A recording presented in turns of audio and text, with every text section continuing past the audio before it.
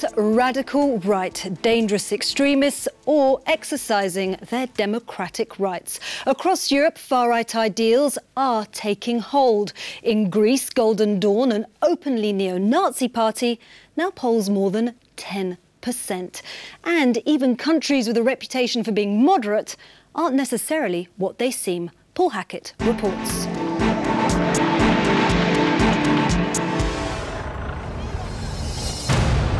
Sweden, renowned for its openness and tolerance. Despite that image, the country has one of Scandinavia's biggest right-wing subcultures, especially when compared to Norway. Ellen used to be part of Sweden's neo-Nazi movement. That was until she broke away after being arrested in 2004 on terrorism charges. If we were dangerous, I think we could have been for some people.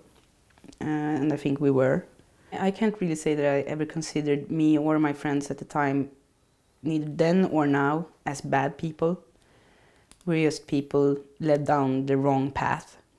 We were mainly youth that would have needed guidance from someone and didn't get it.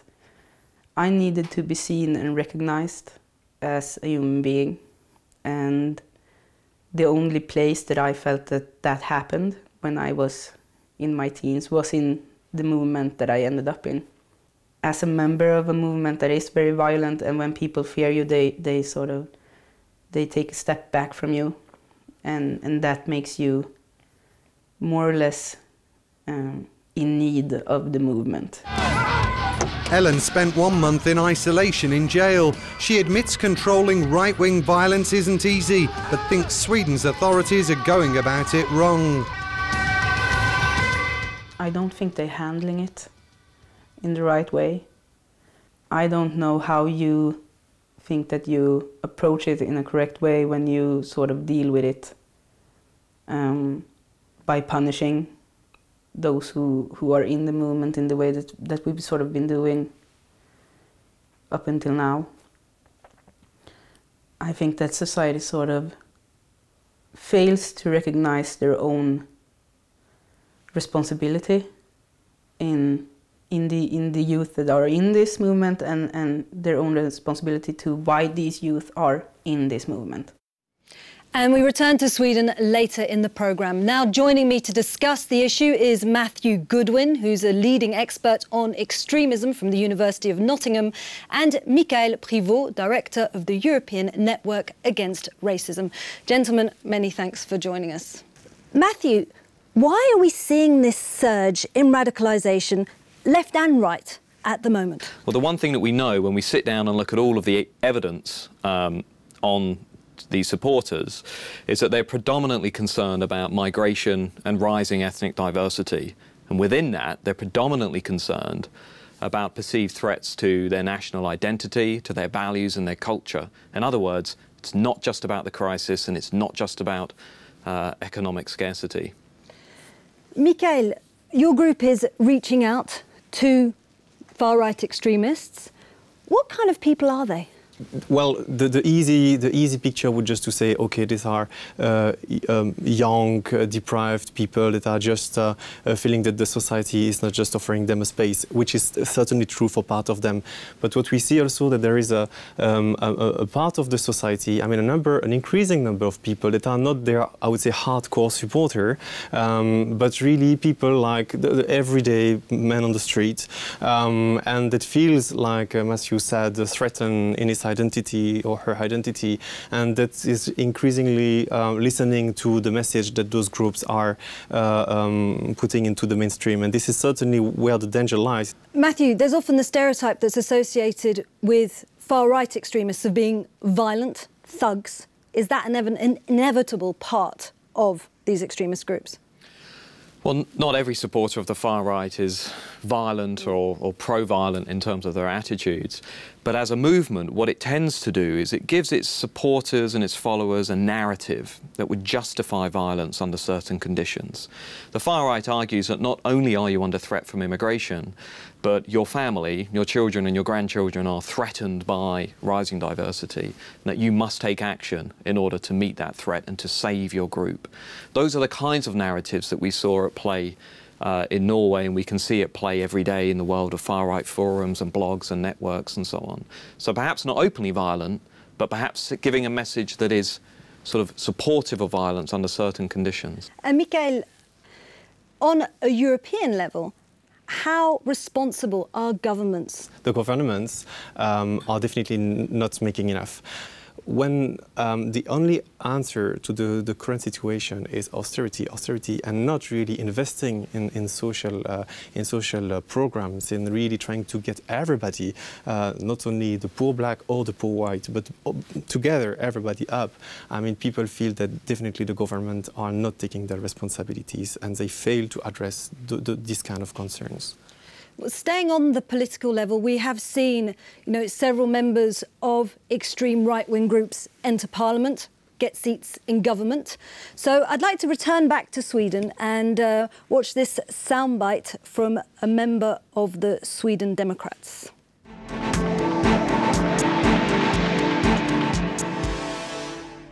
In 2010, the right-wing Sweden Democrats won 20 seats in Parliament.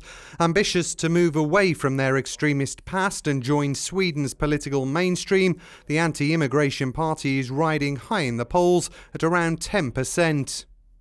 A lot of people from the Middle East, they don't want to adapt to our system. Instead, they are demanding that we should change.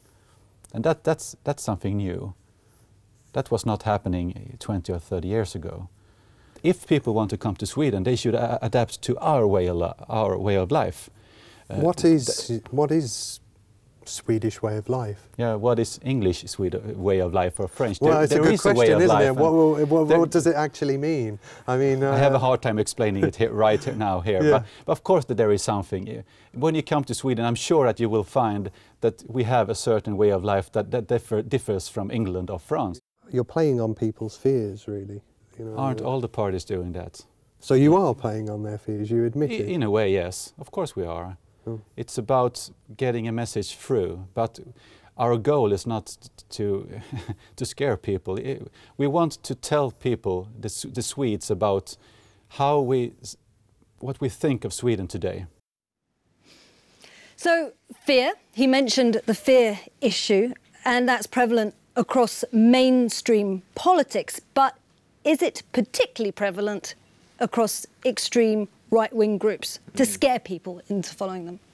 Well, there's no question that these organisations are facing something of a perfect storm. The public opinion climate in Europe today is very much geared in their favour. But what you saw just there in the clip is classic far-right discourse in the sense of viewing one organisation, one group of people from the Middle East, as a homogenous collective group and simply associating them with every possible social ill or social problem that's going. And also an inability to really pin down what is it that these organisations want to achieve. What is a Swedish way of life? What is the Western way of life? What do they want minority communities to adapt to? I mean, we know that the vast majority of people are concerned over immigration, and we know from the evidence that those concerns are rooted in things about threats to identity. So the question then becomes, well, how do mainstream parties begin a conversation with voters about that issue, and one that isn't just fixated on this notion that we need to sell diversity according to the economic contribution that it brings? But we do see that argument taking place in the mainstream. We recently saw the German Chancellor, the British Prime Minister, saying that multiculturalism isn't working. So that debate is taking place. Yes, and the problem is that this debate is taking place according to the starting point of the far right. I mean, well, if we take the debate in Germany, the question is that, well, there has never been multiculturalism over there, so saying that it failed is really a nonsense. But you can't have your cake and eat it. The debate is taking place. The problem is, do we not have to listen to people at some point and listen to their concerns and then act upon them? Yeah, no, absolutely. We have to listen to the concerns. I mean, societies are changing and people are afraid of that, and we need to really take this seriously. The question is, how do you have a mature debate about those kind of issues? Rather than trying to play on fears, we should try to address those. And specifically, for example, when it comes to the field of migration, where we know, I mean, from statistics, that we will need even more migration in the coming 2 decades. So, and finally, we've been talking about the fact that people are feeling threatened. They feel threatened by Islam, by immigration, by their culture being invaded. Are these people's concerns legitimate, or are they racists?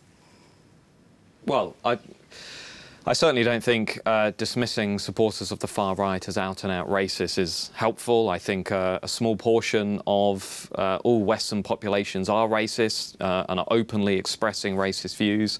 But I think what we're talking about here is not so much hardcore racism as a wider reservoir of xenophobic hostility towards minorities. I think firstly it's acknowledging that in some cases those concerns are legitimate.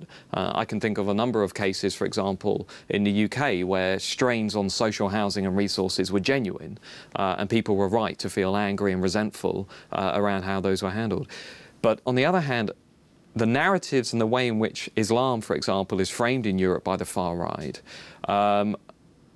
I don't think that is legitimate. I think it's something that should be challenged. I think the claim, as we saw in the clip earlier on, that everybody who comes out of the Middle East is simply incompatible with European society, I think is a gross exaggeration and is completely simplistic and is not at all connected to objective reality. So those are the kind of statements that we need to challenge, you know, while acknowledging that some of the concerns locally are sometimes legitimate. Gentlemen, many thanks. This is an emotive issue and immigration is at the heart of the debate.